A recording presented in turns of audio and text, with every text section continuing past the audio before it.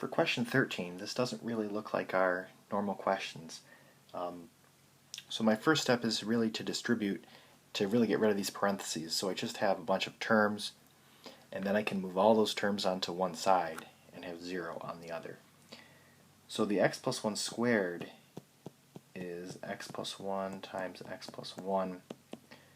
The 2 I can distribute right away. The x plus 1, I want to do FOIL on that.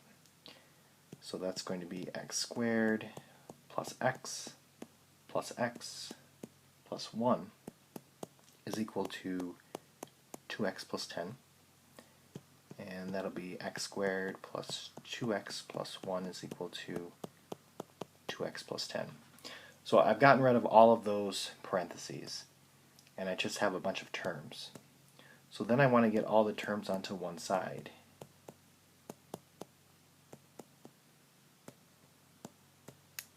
And this is x squared. The two x's cancel out, and 1 minus 10 is minus 9.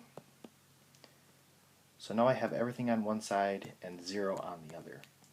So I can factor this, and this is going to be a difference in two squares. So it'll be x minus 3, x plus 3. And then you can set x minus 3 equal to 0 and x plus 3 equal to 0. So x is equal to positive 3, x is equal to negative 3. So again, anytime you have parentheses, you really want to distribute and get rid of them, and then you'll have a bunch of terms, and then you want to get all the terms onto one side and 0 on the other so that you can factor.